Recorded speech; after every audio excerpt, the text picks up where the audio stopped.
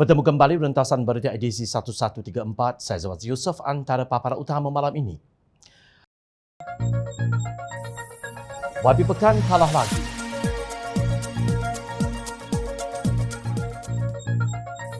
Gagal kawal harga ayam tidak boleh diterima. Pemain industri ternakan menjatuh harga, benarkah dakwaan menteri? Gaji minimum memberi impak buruk bagi perusahaan mikro.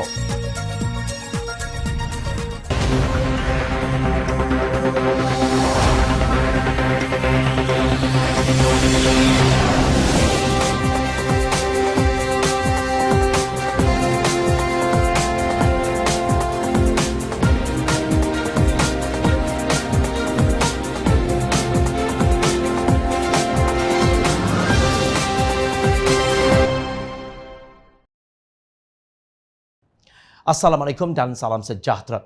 Datuk Seri Najib Tun Razak dan peguamnya Tan Sri Muhammad Syafiee Abdullah kalah lagi. Kali ini kes apa pula? Panel Telegah Hakim Mahkamah Persekutuan pada Isnin 23 Mei menolak permohonan semakan kehakiman yang difailkan Najib dan Syafiee secara berasingan untuk mencabar pelantikan Datuk Seri Gopas Sri Ram sebagai Timbalan Pendakwa Raya Kanan DPP untuk mendakwa mereka.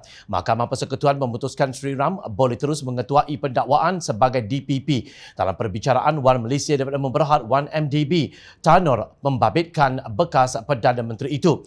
Tiada masalah sekiranya bekas Hakim Mahkamah Persekutuan itu memutuskan untuk hadir dalam pendakwaan Muhammad Syafiee seterusnya dalam kes pengubahan wang haram dan pengelakan cukai yang bernilai 9.5 juta ringgit beliau itu. Hakim Datuk Seri Muhammad Zawawi Muhammad Saleh yang bersidang bersama Datuk Nalili Patmanadan dan Datuk Vernon Ong Lam Kiat berkata soalan undang-undang yang Najib dan Muhammad Syafiee minta mahkamah mempertimbangkan telah pun diputuskan oleh Mahkamah Rayuan dalam kes pendakwa raya lawan Datuk Seri Anwar Ibrahim pada tahun 2014 dan disahkan oleh Mahkamah Persekutuan. Beliau menegaskan undang-undang telah dimuktamadkan mengenai pelantikan Peguam Bela sebagai Timbalan Pendakwa Raya dan mahkamah tidak mempunyai sebab untuk berbeza daripada keputusan tersebut. Dalam kes sivil, pihak legislasi mesti mendapatkan kebenaran terlebih dahulu sebelum beliau boleh meneruskan rayuan di Mahkamah Persekutuan. Dalam kes Anwar pada tahun 2014 itu, beliau cuba memecat Muhammad Syafiee sebagai pendakwa raya ad hoc untuk mengetuai pasukan pendakwaan dalam rayuan pendakwaan kes liwat dua beliau. Hakim Muhammad Zawawi berkata bacaan biasa dan pembinaan Seksyen 376-3 dan Seksyen 379 Kanun Tata Cara Jenayah membabitkan dua cara pelantikan. Pertama, pelantikan terus oleh pendakwa raya dan bagi Seksyen 379 melalui fial iaitu arahan yang sah pendakwa raya. Najib telah memfailkan permohonan semakan kehakiman untuk merucutkan kelayakan Sri Ram sebagai Timbalan Pendakwa Raya Kanan dalam kes 1MDB beliau pada Disember 2018. Sementara itu, peguamnya Muhammad Syafiee memfailkan permohonan yang sama untuk menarik balik Sri Ram daripada menjadi pendakwa raya dalam perbicaraan pengubahan wang haram bernilai 9.5 juta ringgit yang dihadapinya. Demikian ironisnya, Muhammad Syafiee terselamat daripada digugurkan sebagai Timbalan Pendakwa Raya dalam kes liwat 2 Anwar pada tahun 2014. Kini beliau cuba menggugurkan Gopas Sri Ram yang kebetulan mewakili Anwar dalam kes tersebut daripada menjadi Timbalan Pendakwa Raya untuk mendakwa dirinya pula. Namun kes yang Muhammad Syafiee raikan dahulu pada tahun 2014 kini kembali lalu mengikat keputusan Hakim Mahkamah Persekutuan dan menjadikannya alasan untuk menolak permohonan beliau. Najib berdepan 4 pertuduhan menggunakan kedudukan untuk memperoleh rasuah berjumlah 2.3 bilion ringgit daripada dana 1MDB dan 21 pertuduhan pengubahan wang haram yang membabitkan jumlah yang sama. Sementara itu, Muhammad Syafiee didakwa atas 4 pertuduhan membabitkan penerimaan wang 9.5 juta ringgit daripada Najib. Jangan kata ini pendakwaan terpilih politik, tidak ada konflik kepentingan. Jika Muhammad Syafiee sebagai Peguam Kanan boleh dilantik oleh Peguam Negara sebagai pendakwa untuk mengetuai pasukan pendakwaan dalam rayuan pembebasan Anwar daripada pertuduhan liwatnya, mengapa tidak Gopas Sri Ram yang juga Peguam Kanan? Sebagai peguam yang berpengalaman, hadapilah perbicaraan seterusnya. Ini baru Mahkamah Dunia. Belum lagi Mahkamah Akhirat yang tiada Peguam Bela. Bekalan ayam yang terputus sejak beberapa hari lalu di seluruh negara tidak seharusnya berlaku dan kegagalan kerajaan menangani isu ini tidak boleh diterima sama sekali, kata Setiausaha Agung DAP Anthony Loke Siew Fook. Dalam kenyataannya pada Isnin, Ahli Parlimen Seremban itu berkata kekurangan bekalan ayam dipercayai berpunca daripada pengeluaran yang berkurangan daripada penternak disebabkan tekanan kos dedak ayam yang terlalu tinggi. Memandangkan ayam merupakan sumber makanan utama kepada semua lapisan masyarakat di kalangan rakyat Malaysia, kerajaan perlu bertindak segera untuk memastikan bekalan ayam di pasaran sentiasa mencukupi dengan menyelesaikan masalah tekanan kos di kalangan penternak dengan segera, katanya. Beliau menegaskan DAP berpendirian bahawa dasar menetapkan harga siling untuk ayam sebagai barang kawalan perlu diteruskan, memandangkan masalah kos sara hidup yang semakin tinggi merupakan tekanan hidup yang paling besar untuk kebanyakan rakyat Malaysia. Namun tegasnya pada masa yang sama kerajaan juga perlu memastikan penternak dan seluruh rantaian bekalan ayam tidak mengalami kerugian dengan melaksanakan bantuan subsidi yang mencukupi dan mampu menampung kenaikan kos yang luar biasa. Menurut beliau, walaupun Kementerian Pertanian dan Industri Makanan telah menyediakan peruntukan RM528.52 juta untuk pemberian subsidi 60 sen sekilogram, kadar ini perlu disemak semula selari dengan tekanan kos dedak yang terlalu tinggi. Bila menggesa bantuan subsidi juga perlu dilaksanakan tanpa kerana birokrasi dan disalurkan kepada penternak dengan segera. Keputusan kerajaan untuk membatalkan syarat AP untuk mengimport bahan makanan bukan merupakan formula silver bullet yang akan menyelesaikan masalah kenaikan harga barang makanan dan memastikan bekalan tidak terputus.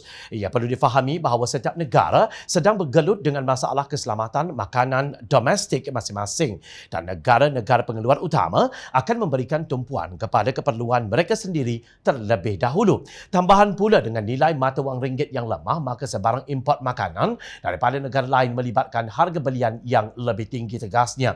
Beliau juga mengingatkan kerajaan persekutuan agar bertindak segera dengan melibatkan semua kerajaan negeri untuk menyediakan tapak tanah secara besar-besaran dengan secepat mungkin untuk tujuan penanaman bijirin bagi mengurangkan kebergantungan kepada import. Sudah berapa kali Kementerian Pertanian dan Industri Makanan MAFI mengeluarkan kenyataan bahawa ia mengambil maklum semua isu dibangkitkan dan memandang serius sebarang perkara yang mengancam sekuriti makanan negara. Menurut MAFI, subsidi diberikan kerajaan untuk meringankan beban kos pengeluar ayam yang kian meningkat. Permohonan subsidi mula dibuka pada 20 Februari 2022. 3 bulan kemudian, pada 22 Mei, MAFI mengeluarkan kenyataan bahawa penternak yang memenuhi syarat dan mendapat kelulusan pembayaran memperolehi tuntutan dalam tempoh yang telah pun dijanjikan. Namun sehingga ke hari ini, apa yang dijanjikan tidak kunjung tiba. Ini diakui sendiri oleh MAFI, katanya. Bagaimanapun, hanya 50 juta ringgit subsidi dibayar setakat ini. Semua penternak yang memenuhi syarat diminta mengemukakan permohonan supaya tuntutan dapat disalurkan dalam tempoh dijanjikan. Namun 3 bulan selepas subsidi dipohon sehingga bekalan ayam terputus, MAFI masih terpinga-pinga. Takkan nak salahkan penternak apabila subsidi untuk industri berkenaan tidak kunjung tiba. Harga makanan utama ayam iaitu jagung dan soya telah diimport dan dikatakan telah meningkat antara 50 hingga 70%. Sudah pasti penternak tidak dapat meneruskan usaha mereka jika terus menanggung kerugian akibat harga makanan ayam yang mencanak naik ini. Sudah terantuk, baru tengadah. Para pemain industri ternakan ayam di negara ini diingatkan supaya tidak meneruskan percaturan dan permainan harga melalui pengurangan bekalan ayam di pasaran dengan pelbagai alasan kerana tindakan itu sangat membebankan rakyat ketika ini. Timbalan Menteri Pertanian dan Industri Makanan 2, Datuk Nik Muhammad Zawawi Saleh berkata, masalah kekurangan bekalan ayam di pasaran ketika ini tidak sepatutnya berlaku kerana pada asasnya bekalan untuk pasaran tempatan adalah sangat mencukupi. Bila dikatakan berlaku bekalan ayam tidak mencukupi, ini bermaksud ada benda-benda tak betul yang wujud. Tidak dinafikan memang ada penyakit ayam dan beratnya tidak sesuai untuk dijual. Namun situasi itu sentiasa berlaku sepanjang masa, katanya lapor bernama. Menurut beliau, pihaknya juga sedang bekerjasama dengan Kementerian Perdagangan Dalam Negeri dan Hal Ehwal Pengguna KPDN SCP untuk meneliti mengapa perkara itu berlaku dan berharap pemain dalam industri ayam di negara ini dapat bersama-sama kerajaan membantu rakyat. Katakan contoh sebelum ini, untung untuk seekor ayam ialah RM2 RM2. Apa salahnya dengan situasi sukar ini mereka ambil untung RM1? Namun konsisten untuk ternak ayam secara berpanjangan dan jangan ada percaturan harga, katanya. Selama ini Kabinet SCP yang dipertanggungjawabkan berikutan isu kenaikan harga barangan. Maka menterinya Datuk Seri Alexander Nantalinggi yang tampil ke gelanggang dengan menggunakan undang-undang antaranya Akta Kawalan Harga dan Anti Pencatutan AKHAP 2011, Akta Kawalan Bekalan 1961, Akta Cap Dagangan 2019, Akta Timbang dan Sukat 1972 dan Akta Perlindungan Pengguna 1999. Bagaimanapun, apabila harga ayam yang selama ini dikawal oleh kementerian tersebut gagal mendapat kepatuhan peruncit yang menuding jari kepada penternak, maka tanggungjawab berpindah kepada Kementerian Pertanian dan Industri Makanan atau MAFI. Punca yang dikenal pasti oleh MAFI ialah harga bahan makanan untuk ayam telah melambung naik akibat pengeluarannya yang berkurangan kerana masalah cuaca. Punca ini turut diakui oleh penternak yang mendakwa mereka tidak dapat menyerap kenaikan harga makanan ayam itu. Pada 15 Mei lalu, pengasas dan Presiden Syarikat Ayam Bismi, Jafri Ahmad Lan Bismi, melontar sebuah keluhan di Facebook beliau. Hari ini adalah hari ke-100 harga kawalan yang memeras keringat semua pemain industri ayam dilaksanakan. Berapa ratus juta kerajaan berjanji untuk membayar subsidi, tapi subsidi itu satu hari pun masih belum diterima. Demikian hakikat yang berlaku. Amaran demi amaran telah dikeluarkan oleh pemain industri tentang kemungkinan harga ayam akan meningkat akibat harga bahan mentah import yang meningkat secara mendadak. Bila harga kawalan ditetapkan, kami bukan kurang untung, kami rugi, kata Yani Hardinata Hairudin yang dipetik portal syariah screener.com. Menurut beliau, pengilang dedak penternak sudah lama menyerap kenaikan harga supaya harga kepada pengguna tidak membebankan. Jadi kami penternak kurangkan kemasukan ayam di ladang supaya kerugian dapat dikurangkan. Sementara kami nampak titik keluar. Jadi sebab itulah ayam kurang. Tiada konspirasi, tiada agenda. Hanya penternak nak meneruskan kelangsungan hidup, tegasnya. Dia berkata apabila harga ditetapkan kepada RM8.90 per kilogram, penternak makin tersepit dan ada yang sudah gulung tikar. Bukan anak ayam tiada atau bermasalah, tapi siapa yang nak ternak ayam bila rugi. Selepas penternak, ramai peniaga dan pekerja dalam industri ini akan juga kehilangan pekerjaan dan sumber pendapatan. Kami harap titik tengah dapat dicapai supaya industri ini dapat kekal dan dalam masa yang sama pengguna dapat membeli makanan asas dalam harga mampu milik, ujarnya. Maknanya di sini, penternak bukan kurang untung RM1 untuk seekor ayam tetapi menanggung kerugian. Justru mengapa timbalan Menteri MAFI yang sentak sedangkan beliau dan rakan-rakannya menerima gaji puluhan ribu sebulan, hasil keringat rakyat untuk buat kerja menangani masalah bekalan ayam sentiasa terjamin. Tugas menteri bukan cari salah orang. Menuduh bahawa pemain industri ternakan membuat pencaturan harga amat tidak adil, seumpama menjadi mereka kambing hitam untuk disembelih. Pelbagai pihak menyambut baik pengumuman Perdana Menteri Datuk Seri Ismail Sabri Yaakob berhubung dasar gaji minimum sebanyak RM1,500 sebulan untuk pekerja di negara ini. Namun di sana sini kedengaran rungutan bahawa pelaksanaan gaji minimum itu tidak adil bagi sebahagian pengusaha di negara ini. Sesungguhnya kami tidak membantah pelaksanaan gaji minima. Kami tahu impak dan kesan yang sangat baik kepada ekonomi dan juga rakyat. Tetapi apa yang kami bantah adalah dasar gaji minima versi kerajaan BNPN pada hari ini yang jelas akan merosakkan ekonomi dan mendiskriminasi ramai perusahaan mikro yang majoriti daripada Melayu dan Bumiputera, kata Pengarah Biro Ekonomi Pemuda Amanah Nasional Amar Atan. Beliau menyifatkan dasar gaji minimum ini telah dilaksanakan secara gopoh-gapah. Rata-rata pemilik perniagaan yang saya temui mengeluh dihimpit kos gaji yang melonjak tinggi apabila gaji minima dinaikkan 25% pada ketika operasi perniagaan belum pulih ke paras pra-pandemik.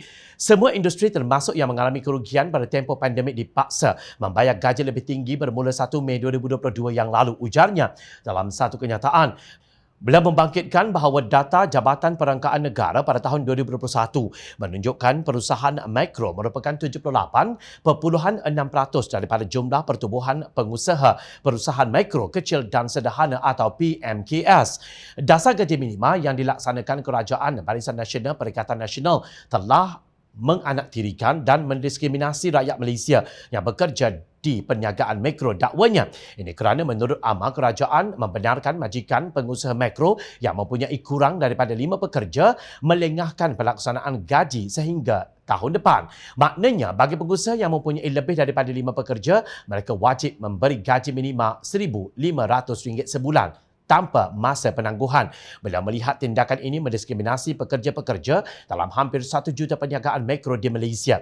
Di mana keadilan jika rakyat Malaysia menerima gaji minima yang berbeza walaupun pekerja di kawasan atau sektor yang sama? Soalnya, justru Amar menyifatkan Perdana Menteri dan Menteri Sumber Manusia Datuk Seri M. Saravanan gagal sebagai pemimpin negara. Kerajaan Barisan Nasional Perikatan Nasional juga tiada perancangan jangka panjang yang relevan. Gaji minima baru diumumkan secara terburu-buru semata-mata untuk Perdana Menteri Ismail Sabri Yaakob ingin kelihatan sebagai hero di Perhimpunan Agung UMNO, tegas Amar. Justru Pemuda Amanah menggesa Kerajaan Barisan Nasional Perikatan Nasional agar memperkenalkan sistem gaji minima yang adil dan saksama kepada majikan dan juga pekerja.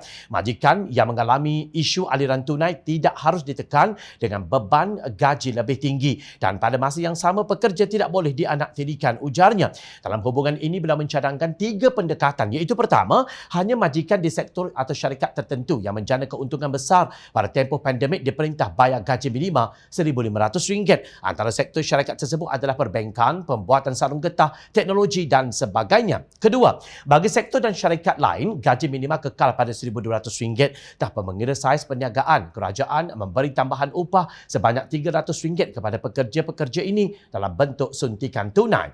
Ketiga, kerajaan menampung tambahan upah selama 12 bulan sehingga pertengahan tahun 2023 bagi memberi masa persediaan kepada sektor mikro, kecil dan sederhana PMKS kepada paras gaji minimum baharu. Dalam perkiraan, kurang daripada 10% pekerja PMKS atau 730,000 individu dianggar bergaji bawah RM1,500.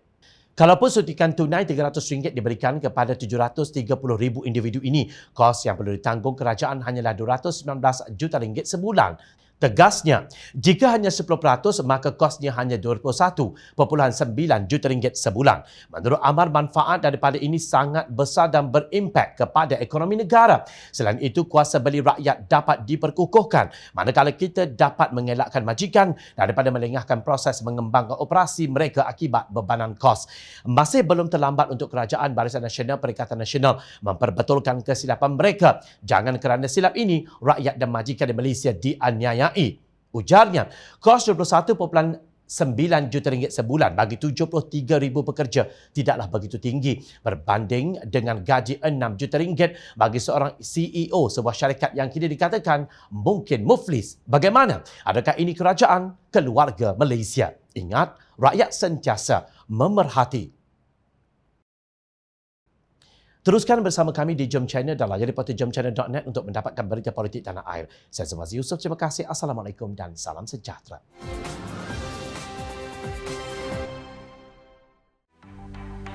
Mencari maklumat dan berita politik yang bebas, kupasan yang tepat, panas. Dapatkannya secara eksklusif hanya di Jom Channel. Komitmen kami, pentasan berita Isnin hingga Jumaat. Berbicara dan isu semasa, kami garapkan secara langsung. Panel-panel berkaliber dan profesional. Interaktif, pandangan anda kami raikan. Jangan lupa bersama kami di setiap hujung minggu dalam edisi khas mingguan. Jom Channel, moving forward, sharing a new experience.